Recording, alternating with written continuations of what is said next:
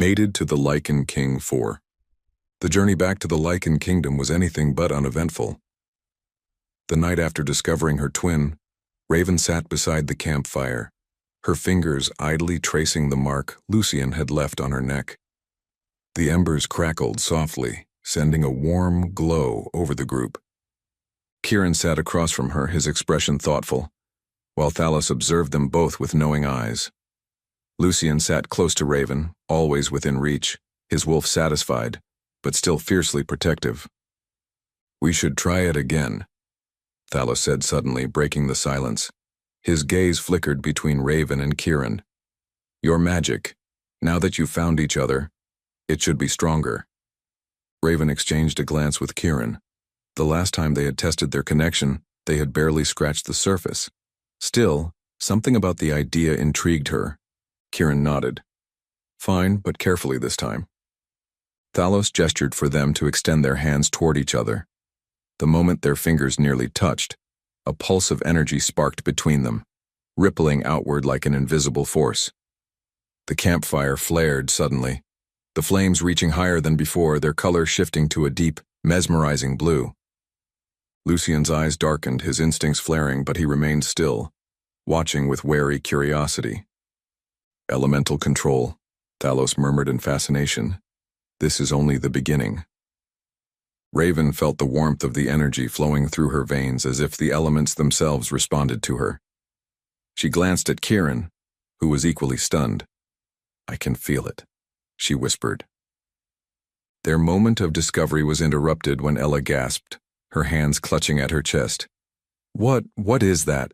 she stammered, her face pale, as she turned to look at Kieran. Kieran frowned. "Ella." Ella took a shaky step back, her breath coming in uneven gasps. "Why does your scent smell so different?" Kieran's eyes widened slightly before realization struck. His scent. He had unknowingly suppressed it for years, blending in to avoid unnecessary attention. But with their magic flaring to life, everything was shifting, including his mate bond. "No," Ella whispered, shaking her head. "No, this isn't right." Kieran tensed, his jaw clenching. "Ella." She turned away, her arms crossing over her chest as if to protect herself. "I can't. This wasn't supposed to happen." Lucian and Raven exchanged a look, both understanding how difficult this realization must be for Ella.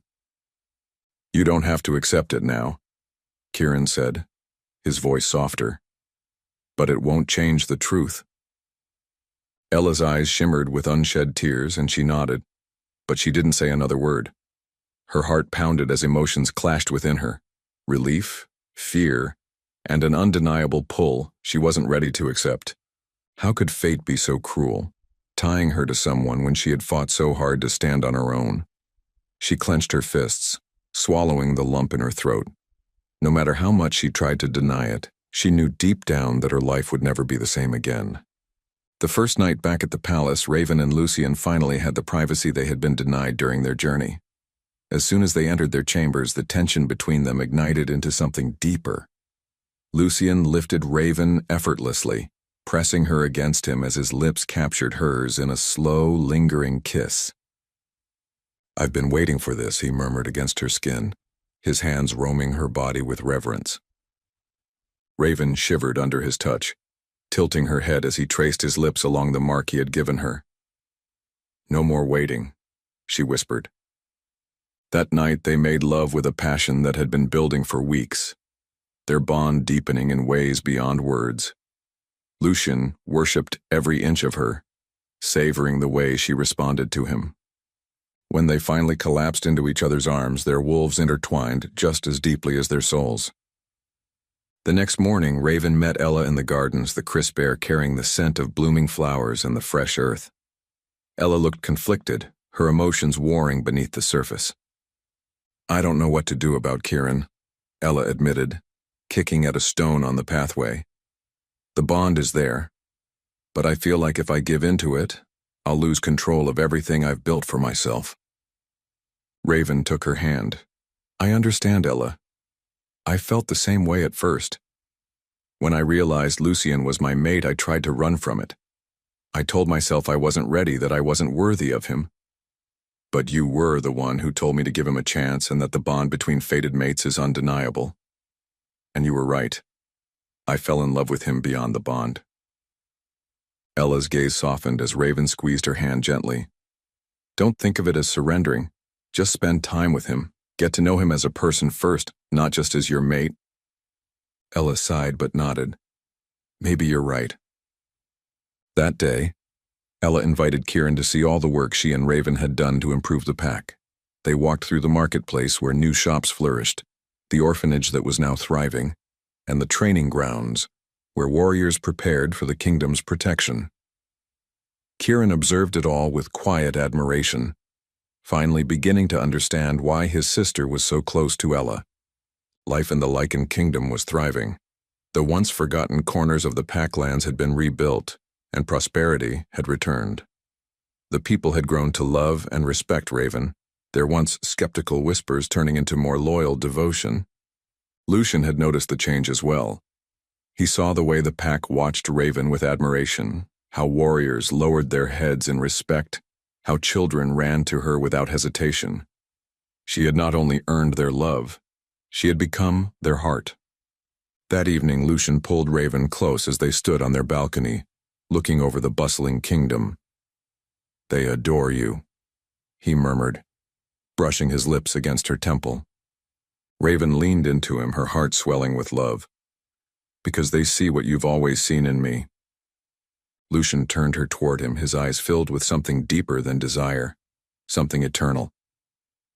Then let me show you again. With that, he lifted her into his arms, carrying her inside as the night settled around them, sealing their love once more. As soon as the door shut behind them, Lycan pressed Raven against the wall, his breath hot against her skin. I've waited too long for this, he murmured, his voice thick with longing. Raven's fingers tangled in his hair, pulling him closer as she whispered, Then don't wait any longer. Lycan carried her to the bed, his touch reverent yet desperate, as if memorizing every inch of her. They moved in perfect harmony, their bodies attuned to one another in ways words could never capture. Every kiss, every caress, spoke of weeks of restraint finally breaking. Raven gasped as his lips trailed down her body, his touch worshiping her, as though she was the very air he breathed. As they gave in to their passion, their wolves howled in unison, strengthening their bond even further.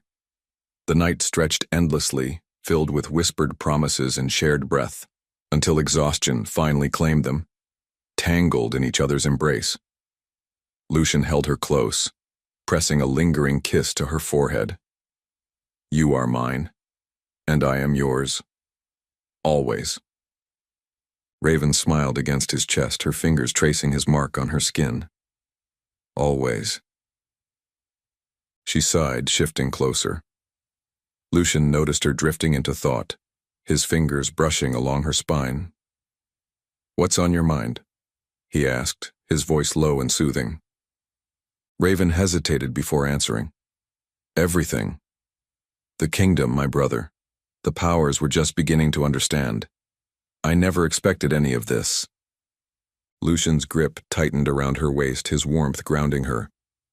You were meant for this, Raven. Just as you were meant to be mine. No matter what comes, we will face it together. His words sent a warmth through her, and she turned to face him, pressing a soft kiss to his jaw. Together, she echoed. The next morning, Lycan was working in his office. He exhaled as he recognized the scent beyond the threshold. Darius with serious news. We have a problem, Darius stated, his voice low. Alpha Gregor is gathering more allies. He's not just planning a battle, he's forming a coalition. And it's not just rogue sympathizers. Some of the Southern Alphas are siding with him. If we don't act fast, we could be looking at a full-scale war. Lycan's expression darkened. Damn it, I was hoping he would fall back after his initial failure. Darius shook his head. He's too proud for that. Losing the first battle only made him more determined. And with Selene whispering in his ear, it's getting worse. They want to tear Raven down before she's fully settled into power.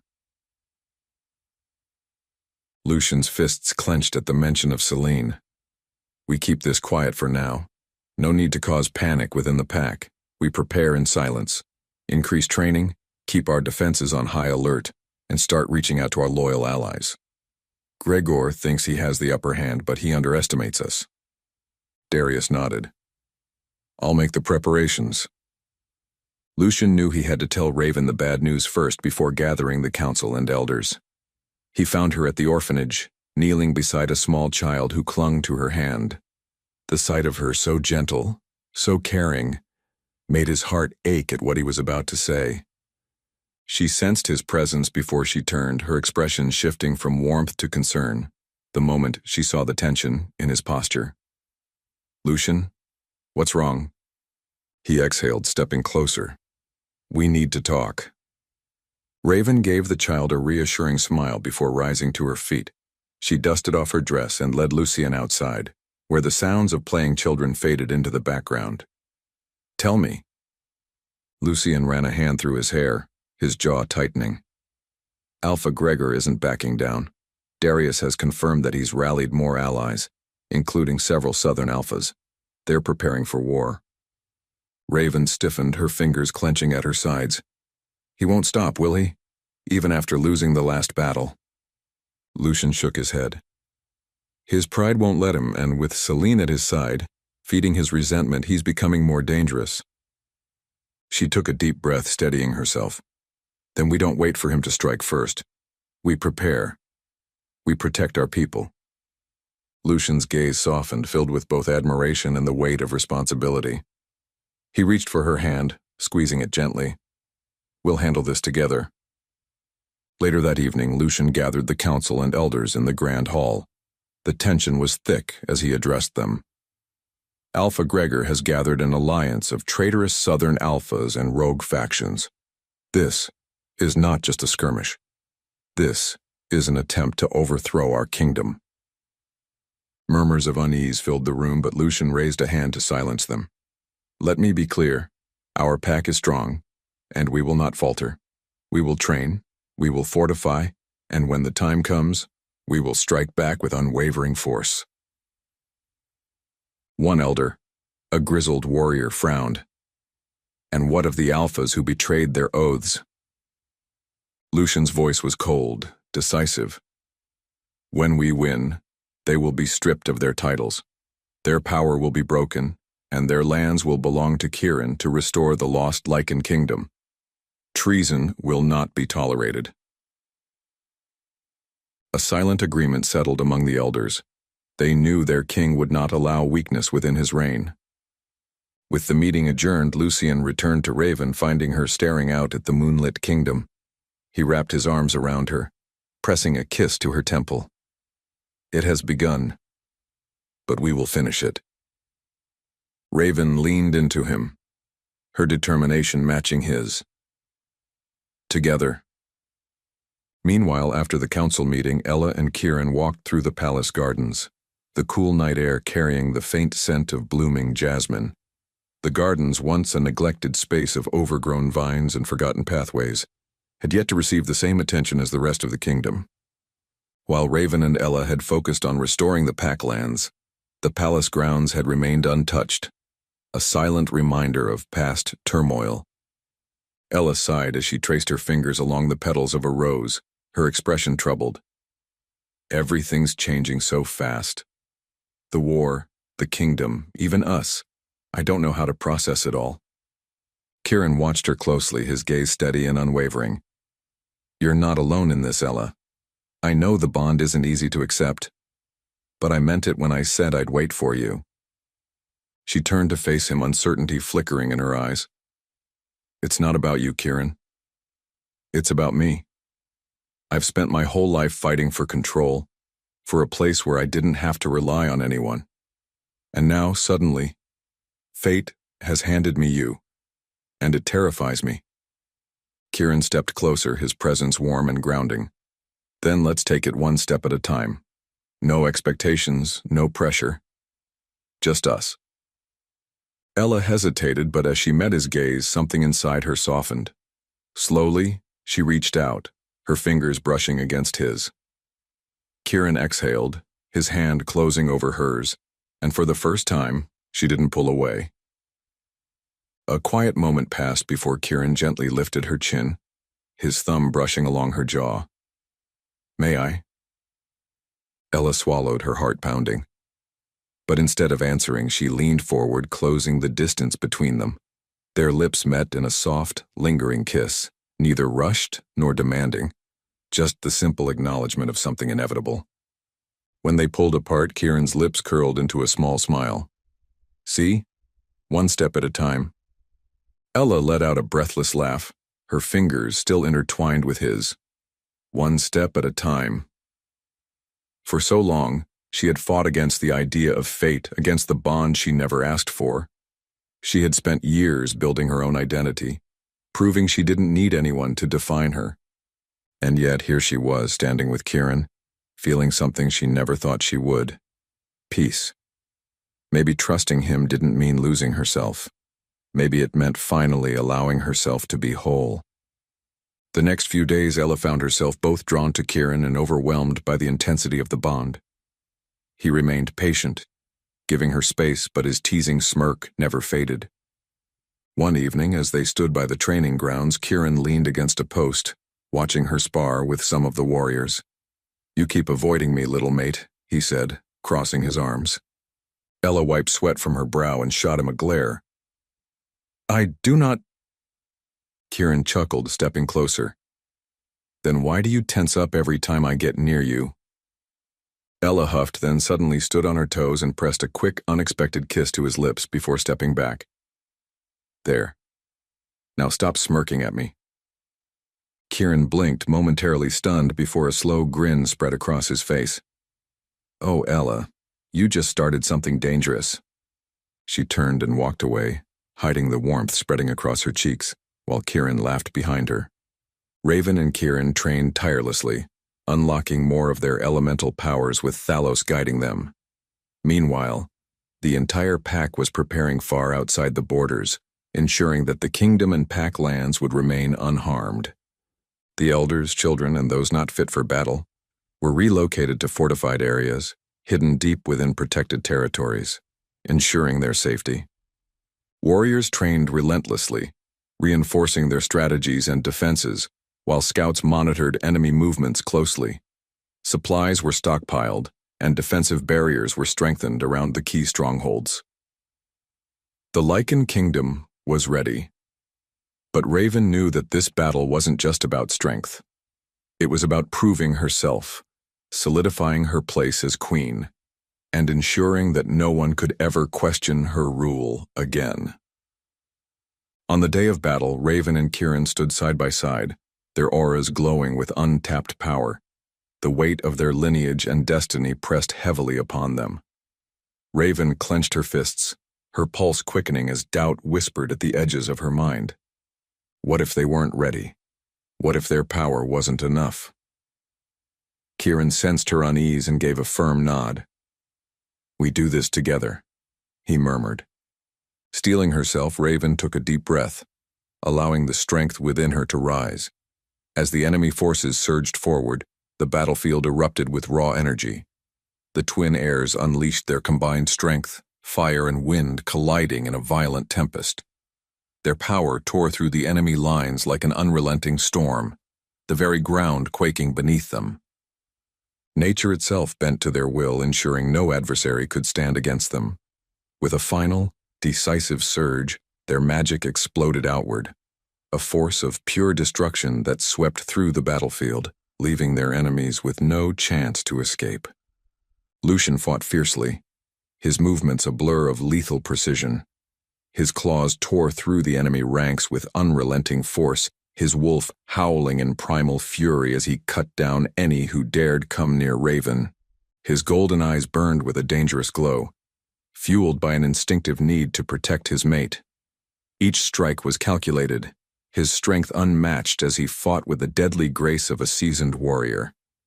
Even as blood splattered across his armor, he remained unshaken. His only focus was ensuring Raven remained untouched. His love for her was not just a bond, it was a force that drove him to fight harder, faster, deadlier, and nothing, not even an army, would keep him from her side.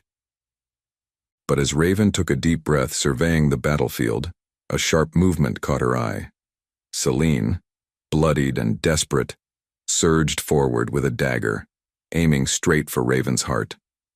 Before Raven could react, Lycan intercepted her, grabbing Selene by the throat and slamming her to the ground. "You never learn, do you?" he growled. Selene choked, her eyes blazing with hatred. "She doesn't deserve to rule. She was nothing, just a rogue." Lucian's grip tightened, his wolf barely restrained. "And yet she has everything you wanted." His voice was lethal. "This is where your story ends." With one swift motion, he snapped her neck, ending her reign of deceit once and for all, as the southern alphas who had betrayed the Lycan kingdom were rounded up. One of them attempted to flee. Darius, ever watchful, intercepted him with a deadly glare. "You can run, but there's nowhere left to hide." Lycan addressed the council, his voice firm and unyielding. A tense silence filled the hall, as the elders and high-ranking warriors exchanged uneasy glances. Some nodded in agreement, their loyalty unwavering, while others hesitated, clearly weighing the risks of open war. One elder, a seasoned strategist, leaned forward. "If Gregor has secured the support of the Southern Alphas, we must consider their resources. This isn't just a battle, it's a political power play." Another council member, his face lined with age, murmured, "And if we win, how do we prevent future betrayals? Stripping them of power is one thing, but ensuring long-term stability is another." Lucian's gaze sharpened, recognizing the hidden challenges beyond the battlefield. "This isn't just about war," he admitted. "It's about securing our future. We must ensure that those who turned against us can never rise again. Those who betrayed us will no longer hold power. Their lands and titles are forfeit, and they will answer for their treason."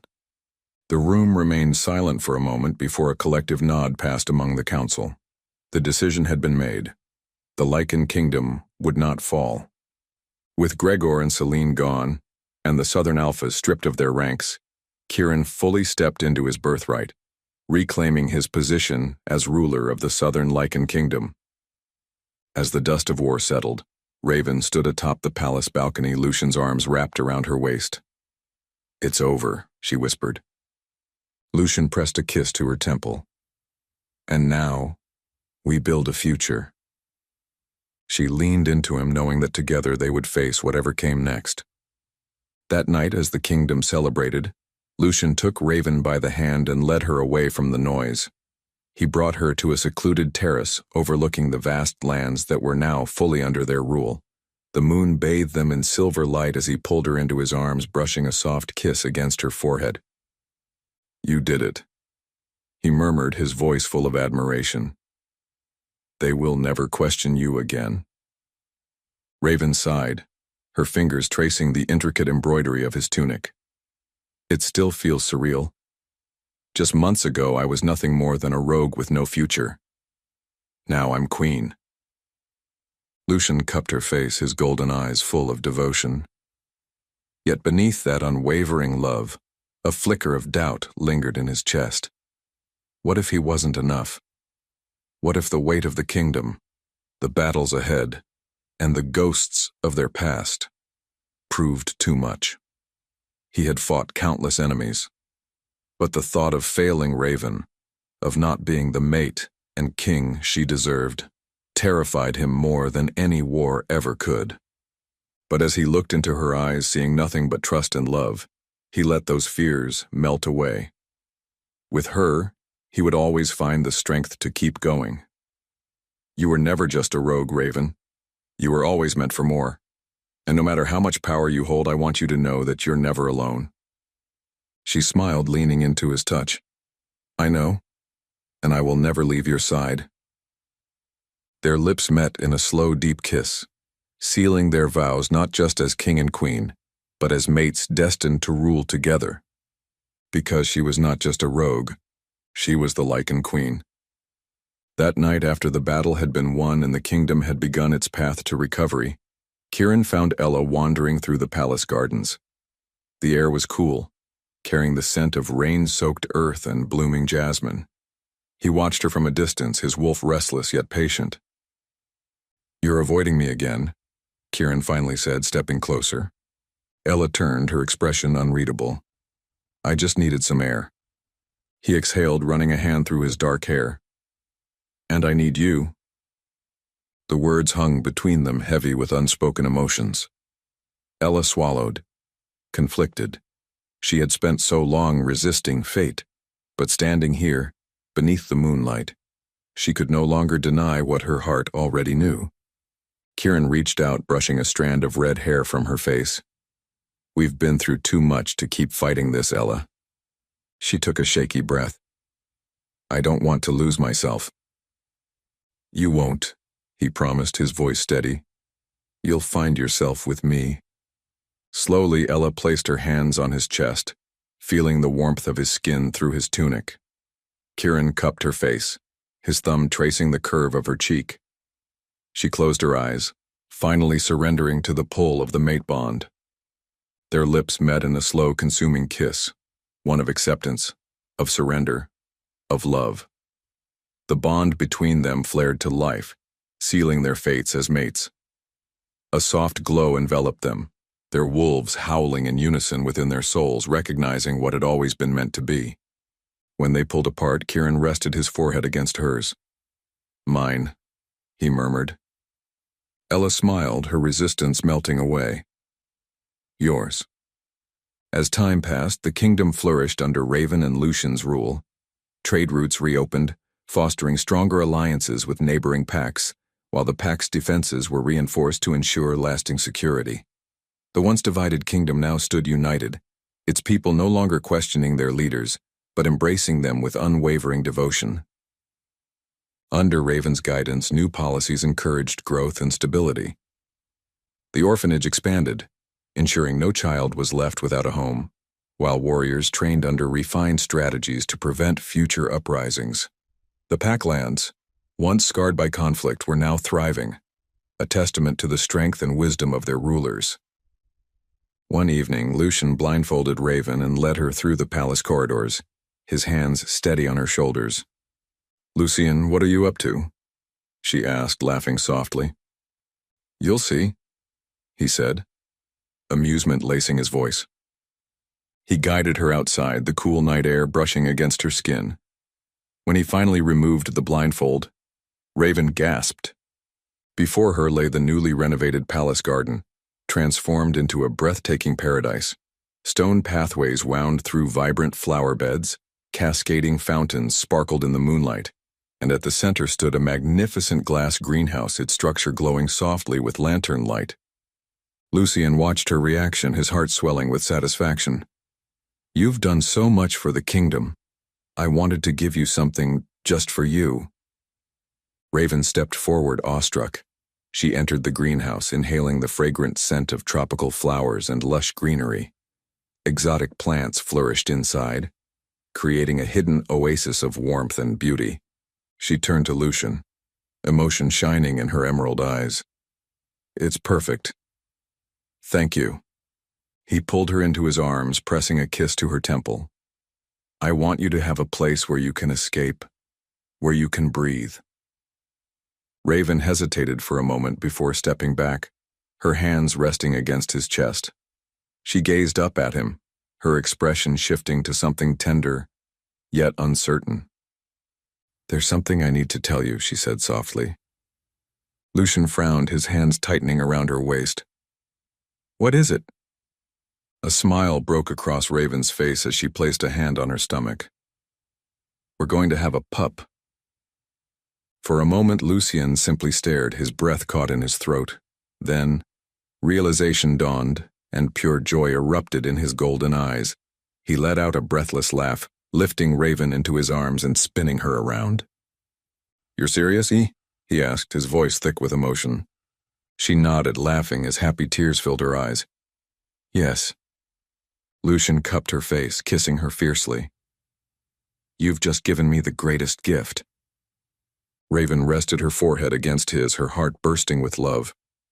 "And you've given me everything I never knew I needed." They stood there beneath the glowing lanterns, wrapped in each other's embrace. knowing that their love had not only survived battles and betrayals, but had flourished into something even greater, a family. Lucian pressed a gentle kiss to Raven's forehead, his arms tightening around her. "This is just the beginning," he murmured. Raven smiled, resting her head against his chest, feeling the steady rhythm of his heart. "Whatever comes next, we face it together," she whispered. And in that moment, under the silver glow of the moon, they knew their love would endure anything the future held. Because she was not just a rogue, she was the Lycan Queen.